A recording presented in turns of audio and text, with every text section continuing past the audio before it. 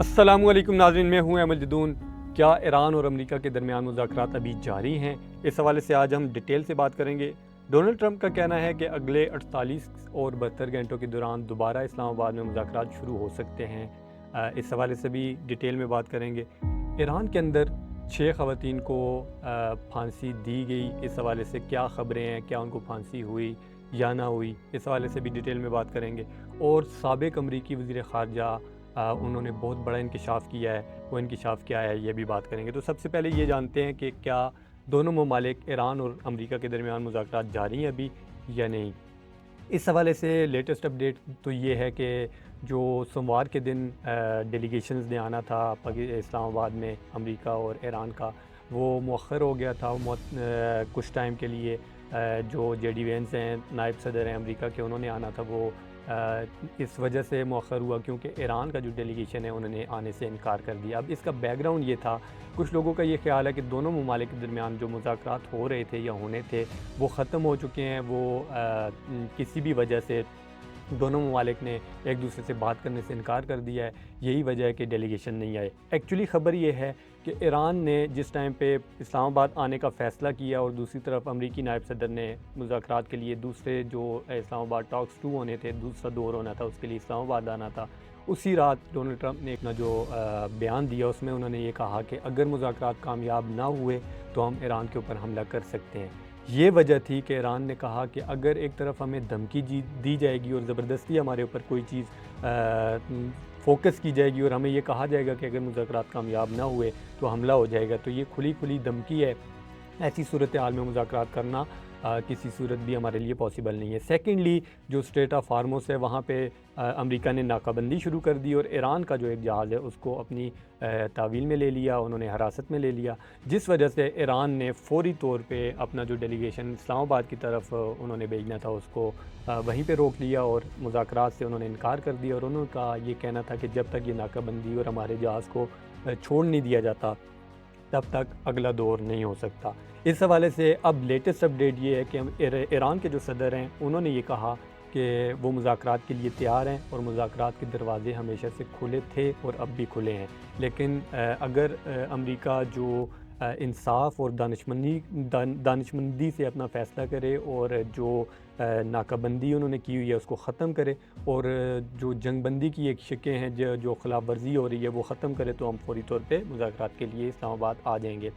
اس حوالے سے Donald Trump سے ایک سوال ہوا کہ کیا جو الٹیمیٹم تھا اس کا جنگ بندی کا وہ ختم ہو چکا ہے، تو اب آپ حملہ کریں گے یا یہ مزید آگے ایکسٹینڈ کریں گے؟ تو انہوں نے اس میں کلیئرلی کہا کہ یہ کوئی وقت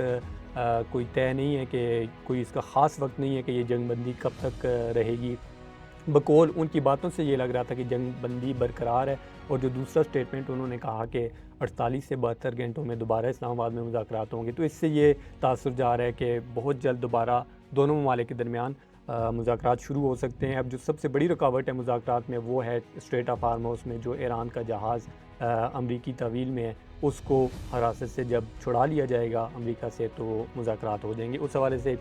جو پاکستان کی کوششیں ہیں، پاکستان کے فیلڈ مارشل نے خاص طور پہ اور ہمارے وزیر اعظم نے بھی اس حوالے سے بات چیت کی، ایران جو یو ایس کا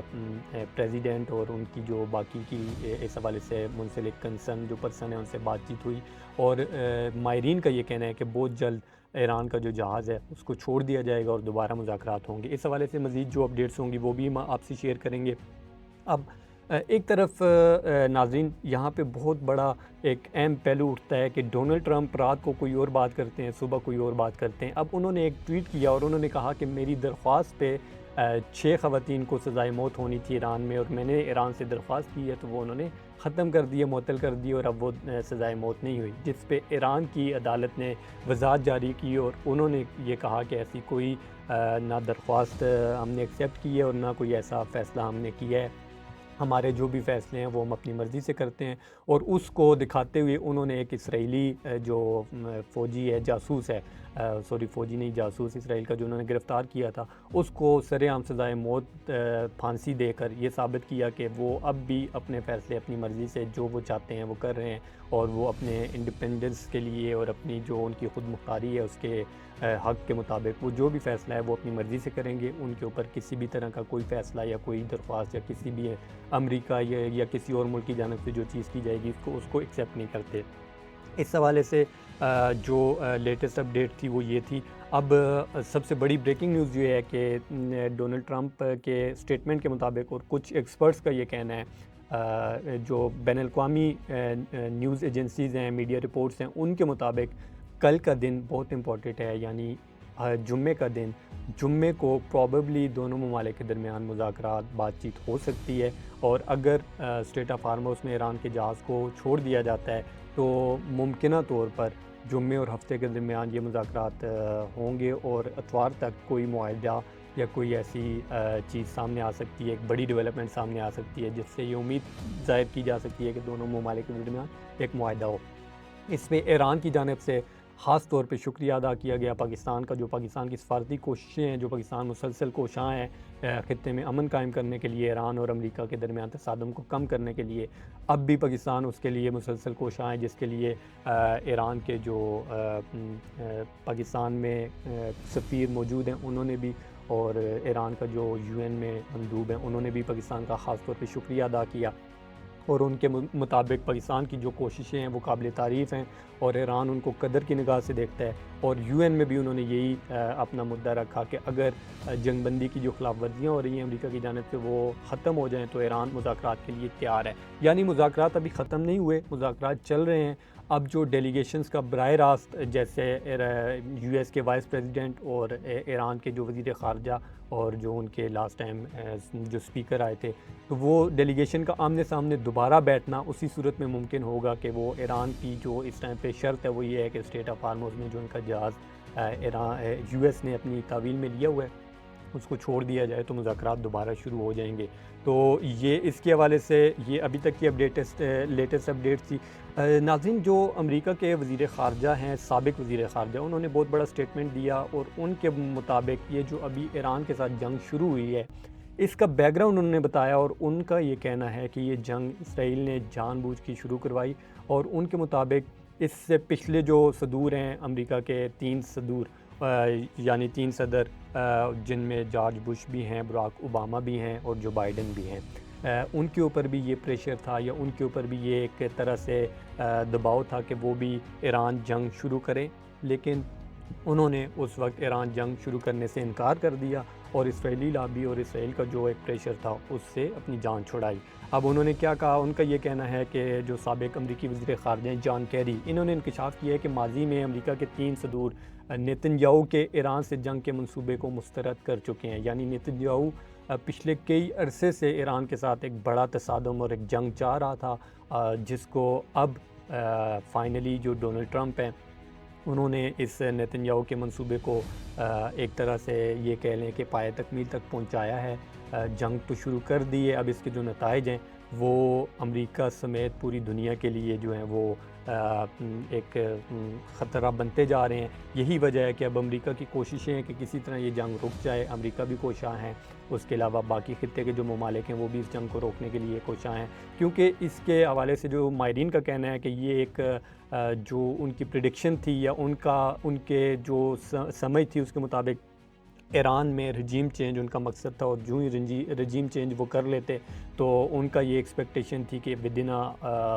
ویک یا 1-2 ہفتوں کے اندر یہ جنگ ختم ہو جائے گی. ایران اتنا کیپیبل نہیں ہے، وہ ان کا مقابلہ نہیں کر سکے گا. لیکن ایران کے رسپانس نے سارے جو ان کے پریڈکشنز تھی اس کو غلط ثابت کیا. یہی وجہ ہے کہ اب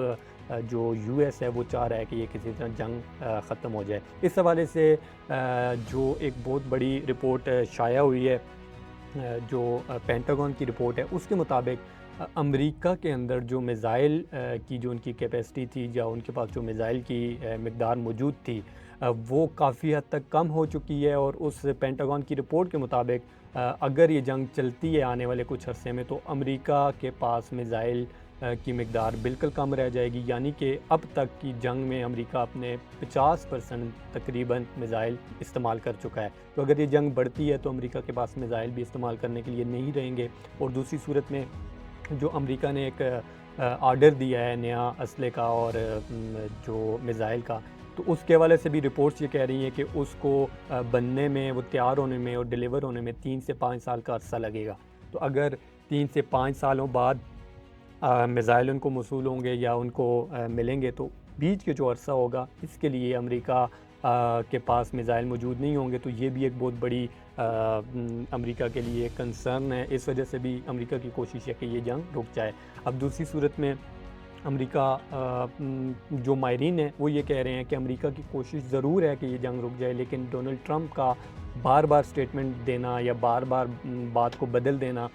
وہ اس جنگ کے خاتمے کے لیے میں سب سے بڑی رکاوٹ ہے۔ ایک طرف جب مذاکرات چلتے ہیں، پہلے بھی ایران کی جانب سے جو موقف پیش کیا گیا وہ بھی یہ تھا کہ ایران اور امریکہ کے درمیان، دونوں ممالک کے درمیان کافی حد تک نکات پہ اتفاق ہو چکا تھا، لیکن کچھ دو جو نکات ہیں، جو اہم پہلو ہیں، جو کہ ایک نیوکلیر پروگرام ہے ایران کا، وہ اور ایک اسٹریٹ آف ہارموز، ان کی وجہ سے مذاکرات کامیاب نہیں ہو سکے۔ کامیاب سے مراد حتمی نتیجے تک نہیں پہنچ سکے۔ اب بھی جو ڈونلڈ ٹرمپ ہیں وہ بھی بار بار کبھی مذاکرات کا کہنا اور پھر اس کے بعد ایک سٹیٹمنٹ دے دینا ایران کے اوپر حملے کا یا کچھ بھی، اور پھر اس کے علاوہ ایران کے جہازوں کو تحویل میں لے لینا، قبضے میں لے لینا،